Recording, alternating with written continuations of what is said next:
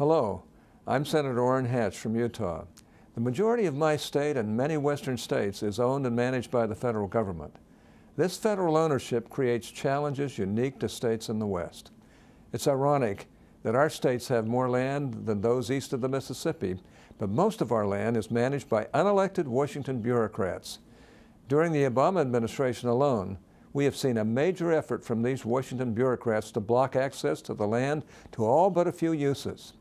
Our lands are rich with natural resources. Utah is home to vast energy resources, but the extremist environmental groups have worked with this administration to stop the production of our domestic energy. Last year, on the 23rd of December, after Congress had adjourned for the year, Interior Secretary Salazar announced a new wildlands policy that would give the administration the ability to, quote, protect, unquote, areas with, quote, wilderness characteristics, unquote, without congressional approval. This was unacceptable, and the members of the Western Caucus and the House were able to kill that policy through the appropriations process. Not long after the Interior Department abandoned their wildlands policy, they sent a letter to Western senators informing us that they are preparing a list of, quote, crown jewel, unquote, areas that they would like to see designated as wilderness as soon as possible. Clearly, these bureaucrats don't understand that the job of determining and designating wilderness areas is the job of Congress. One of my priorities has been to work with the local governments in my state to develop land use bills that will protect the areas that deserve protection and open up the rest for resource development. One of the most troubling aspects of the President's agenda to close off our public lands is how it plays into his anti-oil agenda. During my time in the Senate, I've never seen a more hostile regulatory atmosphere for developing American energy on federal lands. This is no secret to members of our nation's energy industry. They are basically picking up their roots and moving their activities to states with private lands or overseas. The Western Energy Alliance recently released a survey of the energy industry doing business in the Rockies.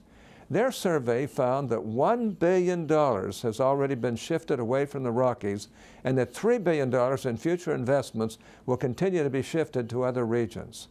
The survey found that nearly 90% of the companies responding said they will continue to divert business to regions with less hostile regulations. And since that survey, things have only become worse. Now, the Obama administration is proposing a new master leasing plan program, which will add an entire new layer of bureaucracy to energy leases in the West. Rather than streamline an over-bureaucratic system, the Bureau of Land Management would add a whole new layer of red tape that is completely unnecessary, very expensive, and duplicative. The way I see it, the only rationale for adding more red tape to the system is to slow down domestic oil and gas production. And to be honest, our country cannot afford to decrease our production of domestic oil.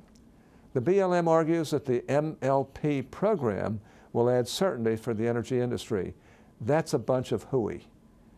Adding years of new red tape will just make it certain that it's not worth doing business in the Rockies.